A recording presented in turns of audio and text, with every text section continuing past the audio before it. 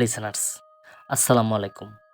আশা করি মহান আল্লাহ তাআলার অশেষ রহমতে আপনারা সবাই ভালো আছেন।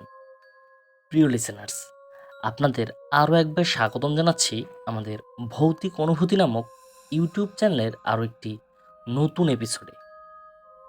আপনারা শুনছেন ভৌতিক অনুভূতি। কিছু অনুভূতি এমন যেটা আপনাদেরও হতে পারে। আপনাদের সাথে আমি আছি সজল। প্রিয় লিসেনার্স, ছোটবেলায় হেরিকেনের আলোয় বসে মুরব্বীদের কাছ থেকে সত্য ভৌতিক ঘটনা শুনতে ভালোবাসতেন না এমন মানুষ আসলে খুঁজে পাওয়া কঠিন। এবং বর্তমানেও সেই স্মৃতি কিন্তু এখনও আমাদের তাড়া করে। আমাদের এই ইউটিউব চ্যানেলে এপার বাংলা ও ওপার বাংলা সহ বাংলা ভাষাভাষী মানুষের সাথে ঘটে যাওয়া সত্য ভৌতিক ঘটনাগুলোই মূলত আপনাদের সামনে তুলে ধরার চেষ্টা করা হয়। প্রিয় লিসেনার্স, আপনারা যারা দেশ ও দেশের বাইরে থেকে আমাদের ঘটনা শোনেন, আপনাদের কাছে অনুরোধ থাকবে অবশ্যই আপনারা ঘটনা শোনার সাথে সাথে ঘটনাটি অনুভব করার চেষ্টা করবেন। চলুন শুরু করি আজকের ঘটনা। আপনাদের সবাইকে স্বাগতম অলৌকিক জগতে। প্রিয় লিসেনার্স, রহস্যময় এই পৃথিবীতে এমন অনেক রহস্যময় স্থান আছে যার আসলে সঠিক কোনো ব্যাখ্যা আমরা দিতে পারি না। তেমনই এক রহস্যময় ঘটনা নিয়ে আমাদের আজকের এপিসোড। প্রিয় লিসেনার্স, বাল্টা দ্বীপ নামে একটা দ্বীপের কথা আপনারা অনেকেই হয়তো শুনে থাকবেন। আমাদের এই পৃথিবীতে এমন অনেক আজব আজব স্থান রয়েছে যেখানকার রহস্য আজও উদ্ঘাটন করা সম্ভব হয়নি। এমন আজব সব জায়গার নাম আসলেই প্রথমে যে নামটি সবার সামনে আসে সেটি হলো বাল্টা দ্বীপ। এই দ্বীপ নিয়ে প্রচলিত আছে যে এই দ্বীপে গেলেই নাকি জাহাজের নাবিকরা অস্বাভাবিক আচরণ করে।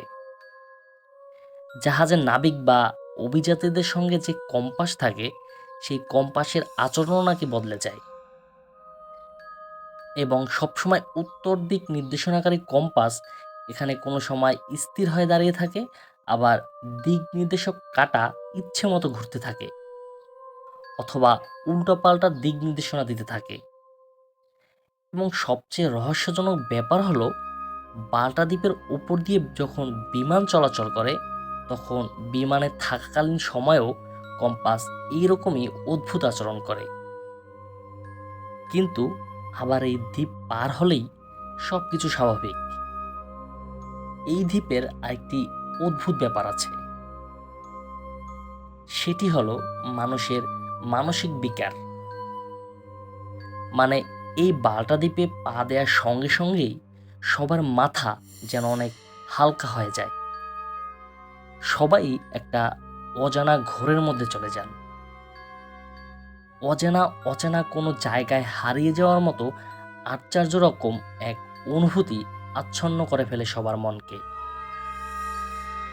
যদি কেউ অনেকক্ষণ ধরে ওই দ্বীপে থাকে, এরপর দ্বীপ থেকে যখন তারা চলে আসে, কিছুদিন পর্যন্ত সেই অদ্ভুত আশ্চর্য অনুভূতি থেকে যায় তাদের মনে। পরে অবশ্য আস্তে আস্তে আবার ঠিকও হয়ে যায়। অদ্ভুত এই বাল্টা দ্বীপে কিন্তু কোনো গাছপালা নেই, নেই কোনো পশু পাখিও। কোনো অদ্ভুত কারণে কোনো পশু পাখি আসতে চায় না। জোর করে নিয়ে এলেও কোনো পশু পাখিকে এখন পর্যন্ত ওই দ্বীপে বসতি করানো যায়নি। এবং বাল্টা দ্বীপের পাশ দিয়ে কোনো প্রাণী হেঁটে গেলেও এই দ্বীপে কখনো প্রবেশ করে না।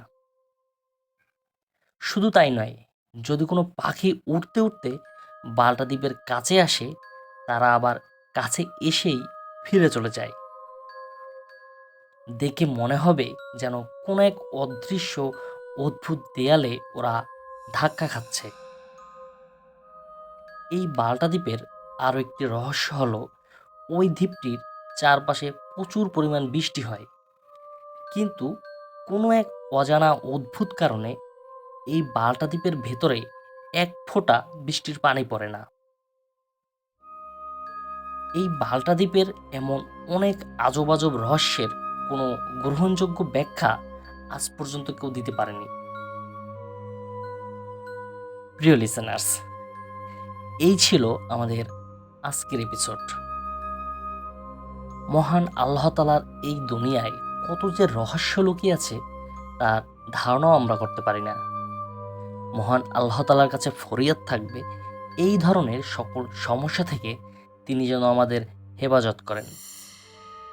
প্রিয় লিসেনার্স, আজকের এই ঘটনাটি আপনাদের ভালো লাগলে অবশ্যই আমাকে কমেন্ট করে জানাবেন।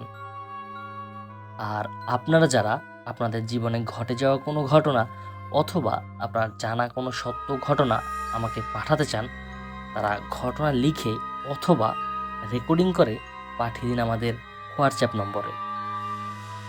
নিচে ডিসক্রিপশন বক্সে আমাদের হোয়াটসঅ্যাপ নাম্বার দেওয়া আছে। আর আপনাদের কাছে অনুরোধ থাকবে আমাদের এই ছোট্ট চ্যানেলটি সাবস্ক্রাইব করার জন্য। ইনশাল্লাহ পরবর্তী ঘটনা শোনার আমন্ত্রণ জানিয়ে আজকের মতো এখানেই বিদায় নিচ্ছি। আসসালামু আলাইকুম।